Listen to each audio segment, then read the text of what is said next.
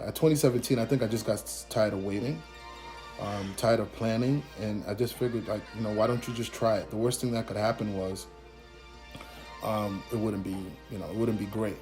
Hey guys, welcome to a brand new episode of the A1 with Moyin. Now, I actually shot an intro for this video, but that didn't work out. So I'm just popping in to introduce today's guest.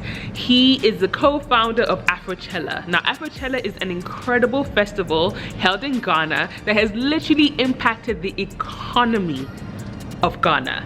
Throwing parties can literally change an entire nation. So I'm really excited for you guys to check out this video. Make sure you give it a like, make sure you subscribe and join the A1 family. And yeah, let me know your thoughts in the comment section down below. Check out the full interview on all our podcasts, on all podcast platforms. And I hope you enjoy this video. Okay, so I'm gonna touch a little bit about your upbringing because I feel like it ties into everything in terms of throwing parties. Now, from the research that I've done, the earliest recollection of you throwing parties was from university. Can you tell me a little bit about that?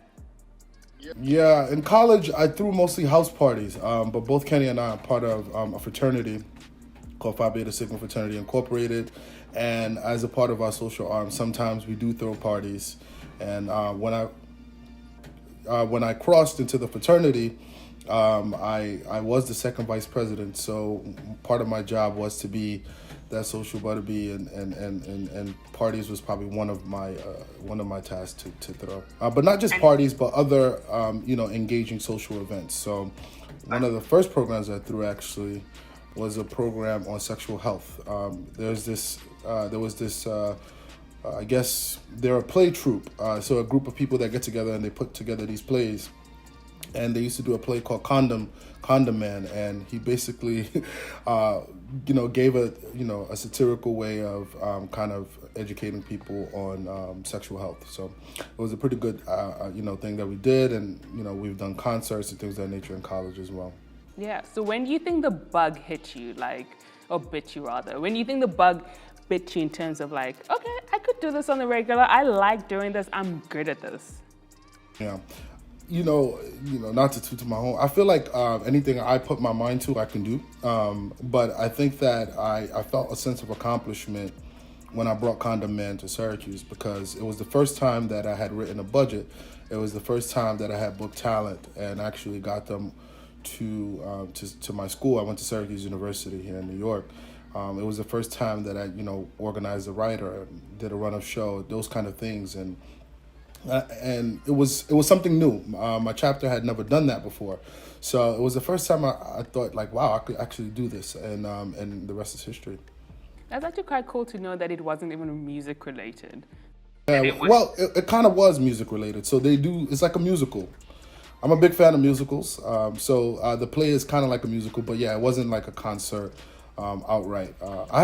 We did concerts in college. Like I brought Fabulous, we brought T-Pain, a few other artists as well to school as well, that I was a part of that planning process. But the first one I ever did was that play, right? That was the first thing that I actually kind of, wrote from ideation to budgeting to execution. It was the first time. So is that where you feel like you started equipping those skills in terms of the back end, the logistics of actually putting together a huge event? Yeah, I would say that that was my first major experience, but I think part of being in a fraternity gives you those skill sets, right? Managing, understanding Robert's Rules of Order, understanding how to utilize your resources, and those kind of things. Were all things that equip me to be able to kind of do those things as well. I'm also kind of curious as well, so just kind of paying attention to people that are doing things that I enjoy, or understanding how things that I enjoy came to be.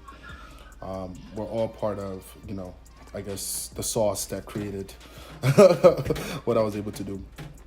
Yeah. Now, some people would have let that die in university, you graduated. I believe you studied public health. Well, in college, I was a bio-psych major. Yeah, I was a bio-psych major. I wanted to be a doctor. And when I got out of college, my master's is in public health. I'm still big on science. I love science. I love healthcare. But music. Are you still working in the sciences? I work for a pharmaceutical company now. in addition to what I do for Afrochella, which is crazy, but Which is crazy. That's crazy. yeah, but it's doable. It's doable, absolutely. But my passion is my culture, the music, the art, the fashion, the food. So, although I love healthcare and understanding healthcare and policy, things of that nature, I love music, art, fashion, food, and I think that those are two things I shouldn't have to give up. If I can do both. Yeah. Would you say, just to touch on, would you say like the pharmaceutical side is like your 9 to 5 and Afrochella is like your side hustle, as the culture would say? I think when it initially started, it was like that. It was definitely my 9 to 5 was the healthcare, and then Afrochella and everything that it had to do with Afrochella was my side hustle. But I think that right now I have maybe about 3 or 4 jobs that I'm managing full time. So you're working, right? You're done with uni, you're working, and Afrochella becomes something of a discussion between you and Kenny in 2015. Is that right? Yeah, so initially I wanted to, my parents own a restaurant here in New York. That's called Accra Restaurant. We have a few, stores here in New York, and my dad challenged me to do something around marketing because he saw it through parties, and he was like, what can you do to get, to reinvigorate our audience and our customer base, and I wanted to do a food festival, only because I went on a date and I tried Ethiopian food for the first time, and I'm like, wow, I can't believe. At the time, I don't know how, maybe 7 years ago, there weren't that many food out of West Africa that I had tried. So I just felt like we needed a space where we could try each other's food. So I started out trying to create a food festival called Our Native Tongue. And then I realized that it just can't be about food. We need music, we need the vibes, we need certain things. So I started putting together that concept, and then I started to come to the consensus that, in order for me to be able to kind of communicate what I'm trying to communicate, I need to understand that culture is a bit of each of these. So the food, the art, the music, the fashion. When people have an understanding of each of these components, they kind of have an understanding what the culture is. So it continued to evolve, and then around 2017, Kenny and we spoke, and I said, look, man, I've been trying to do this in New York for a while. It's pretty expensive. Let's try it in Ghana. Let's see if we can do it in Ghana. Let's see if we can make it work. There's no day events in Ghana right now that a lot of people are going to. Like, let's figure out a way to do that. And Kenny was on board 100%, and we had about 7 months from the day he agreed to it to the day that we actually executed it. Wow. 7 months. 7 to 8 months. I think it was in April. Yeah, it was at middle of April we booked the venue for the first time. I think right after we got off the call, we booked the venue, and then the planning began. Yeah. Okay, let's break that down a little bit. So firstly, you said you had been trying to make something work. Yeah. Break that down for me. What exactly were you doing? So I was trying to kind of figure out, what will it take to kind of throw this festival that I was planning, this Our Native Tongue I was planning in New York. And, when I looked at the production costs, to the artist costs, to everything that I had to do, it was just too much of a big risk. And also, there were so many things I just didn't know yet. So I figured, all right, cool. I put together a deck for it. And then, I said, well, I'd give it another year. Maybe by then I gain more experience. And then I'd be able to kind of, have all the resources I need. So the next year I had done a few concerts. I think we did Stoneboy at Gramercy Theater, a few things. I learned how to stage manage. I learned all the components of the things that I needed to do here in New York as well. Because you were still throwing events this entire time. Correct. I was still throwing events. All right. So just kind of like putting myself through a mini internship. So the next year I tried again, and I said, well, I still don't have some of the resources. The following year was 2017, and I still didn't have all the resources, but I figured that, in Ghana I can afford it. Like, I can actually pay this out of pocket, not come out, not be in debt too much. You know what I mean? When you say resources, is it strictly money or other resources? Other resources. At this time, I don't think I had, any direct major connections. I mean, I was always operating through third parties. So if I wanted to book an artist, I would have to connect with somebody who would connect with their manager. If I needed finances, I would have to kind of figure that out. I didn't know how to pretty much raise. It's different from in college. In college, I was submitting a budget to an SA, and then your student association, and they'll pay me out. But this time I had to look for sponsors. I had to look for potential partners, seeing whether the government will be interested. I had to kind of talk to real contractors, people who do big productions, and understanding their rates, pay them out. I had to figure out each of the roles that we needed within the festival. And it's funny now because it's funny that we knew we needed help, but we couldn't identify which areas or which type of people we needed to hire. So each year we kind of learned that. So it's funny now because in 2017, literally we just, we know how to throw parties, but a festival is completely different. There's so many different components and blind spots that you have to kind of pay attention to. And that's the thing, because I believe there's a number of people who have these grand ideas and they're like, you know what, I want to build this, I want to create this.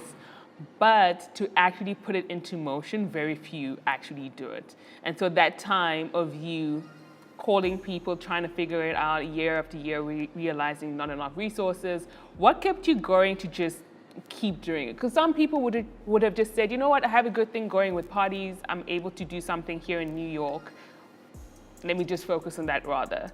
What prompted you to just keep going for this festival that you wanted to do?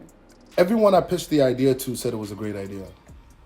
Everybody I pitched the idea to, and it started with me feeling it, right? So as I started to put the idea together and I started to refine it, I started to feel like I had something here. And then I did a bunch of research, and I couldn't find anything similar around what we were trying to do, right? What our mission was, what our goal was. I couldn't find anything similar. So I had the confidence. Now, it's easy for people to say they like the idea. It's hard for people to actually support the idea in its infancy, right? Because it's still a risk. And I understood that. Around the same time also, I feel like Afrobeats was kind of bubbling in New York. So it was something I always loved, right? So we were creating an Afrobeat scene in New York through another company that I'm a part of called Big Five Productions. And people was like loving it. And at the same time, we were going to Ghana every year for Christmas holidays, just like everybody does. So we were kind of recording what we were doing in Ghana and also doing the events in America. So it was encouraging people to come back with us to Ghana. And this actually started kind of like a little bit before, us bringing people to Ghana started a little bit before 2015. But yeah, people were going with us. So we knew that we were at the cusp of being able to create something. But we just didn't know when it was going to happen. At 2017, I think I just got tired of waiting, tired of planning, and I just figured, why don't you just try it? The worst thing that could happen was it wouldn't be great. So what we did was we hinged our bet, right? So at the time we called it a day party festival. So at the end of the day, it could be a day party. So I know how to throw parties. It was similar. But we had festival components because we had, installations, we had music performers, we had food vendors, we had everything that people needed to have to feel like they were in a festive space. So that's how we were able to kind of hinge our bets, and from that experience we learned so much. Yeah. I mean, look, there's things like the Fire Festival that the entire world knows right now. So we know things can go incredibly wrong, but you were able to build something incredible. So 2017, you called Kenny, April time, you guys decide, you know what, we're doing this. A festival is no joke, money-wise, resources-wise. How did you guys actually come about? How were you able to put it together? You said that you were able to book the venue at the same day, on the same day you decided with Kenny. Yeah. Was that somebody's contact? Was that Kenny's contact? How did that come about? Well, I actually always had a venue in mind in Accra. So I actually told Kenny where to go, where I wanted it to be. And he was like, all right, cool. I'll just drive there and meet somebody. We didn't know anybody there at the time, to be honest. We had our own money, Kenny and I. So we just kind of seeded our idea together. He believed in it, so him and I were partners on a bunch of things. So we decided that we were just going to pay for it. We were going to fund it. And then we also hoped to get sponsorship. So at the time, we would just get up and say, yeah, we could get sponsorship. Hopefully we could get sponsorship. And we had no idea how difficult it is to get sponsorship and what partnership means. and how we can present ourselves to make it more comfortable for partners to support us. So in that first year, I think we only had one partner, and it was Jameson Bernard. And they came on last minute, but we made a lot of noise, right? So at the time, in the first couple of months when we announced and tried to put together, we did this visual that just kind of went crazy. Everybody loved it, and they just kind of appreciated the thoughts that we were trying to do. So it went viral. And when it went viral, people started to buy tickets, and we were surprised, right? We went for 2,500. The day of, we had over 4,600 people in attendance. And Jameson was there to support us in that first run. So, I'm always thankful for them for taking a chance on us, because that was definitely a chance that they took. It was a chance that they took, and I'm sure they're very happy with the results of it. But it was also a huge risk that you guys took, funding that entire thing yourself. Absolutely. But we planned properly, right? So we knew that we could throw a party. We weren't afraid of throwing a party in a crowd, right? So the reason why I said we had a target of 2,500 was because we knew if we hit 2,500, we would find profit, because we did all the calculations, we did what our risk was versus our reward. We were cool with breaking even as long as we didn't lose, and that year we did not lose. So I'm pretty happy. We actually have funds to start up 2018 from that event. So it was just kind of improved our concept. Part of being the project manager, Kenny is an MBA, so we knew how to kind of manage our money. And it was small enough at the time to be able to kind of manage and be able to see, who we have to pay, what resources do we need in order to make it possible. What was the biggest event you had planned prior? How many people? That's a great question. This, man, 27. Maybe we had done, we had done a few events before that. I did 4,000 people in New York City at Stage 48. Yeah, so, but that one was with a big team. It's a party. It's at a club. It's very different than just kind of taking the whole venue, decorating the venue, putting. But you went so foreign to knowing how to plan something for 4,000 people. Correct. Yeah.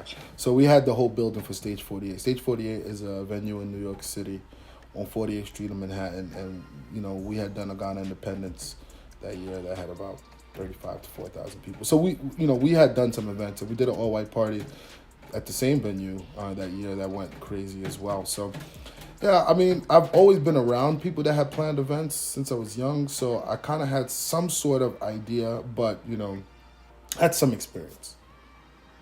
Yeah. Well, that's good. What was the hardest part of putting together the first Afrochella?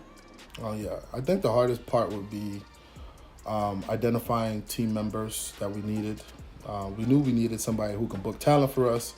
We knew we needed somebody who could design the space. We knew we needed somebody who can create a stage. We knew we needed all of that. But, building the team was pretty difficult. Fundraising was very, very difficult. It's still difficult for me up until today. It's still something that we still have to kind of fight for. And also just kind of understanding how to anticipate blind spots. These are things that I think experience will teach you, right? As long as you can prepare as much as you can, but a lot of things you just have to learn through experience. So for instance, I think the first year, in Africa, a lot of people like to come to events late. so just kind of not knowing how to.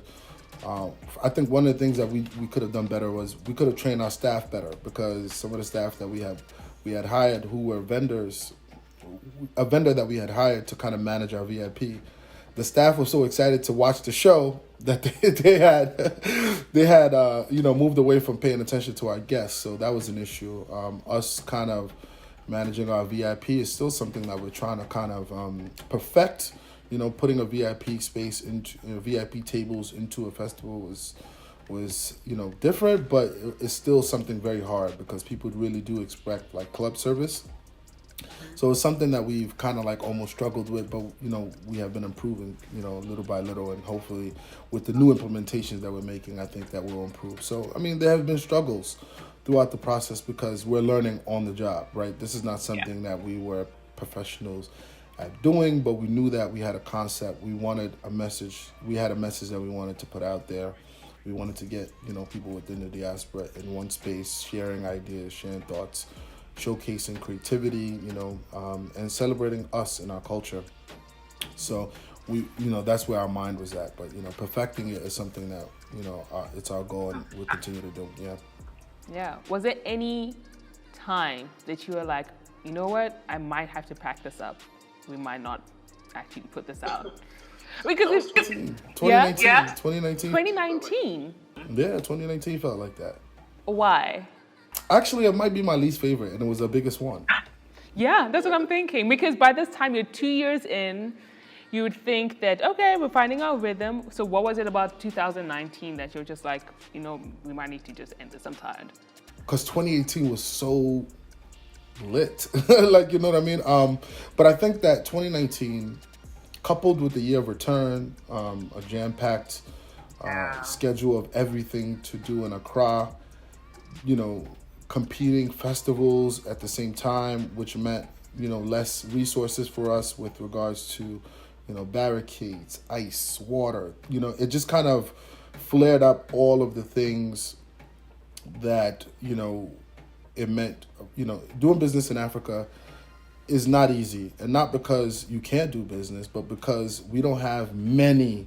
So in America, there's so many different ice vendors I can go to if I don't have one. But in Ghana, there may be one or two that can provide me the type of ice that I need to do a party. So if there are 4 festivals going on at the same time or 4 parties going on at the same time, the resources are split, right?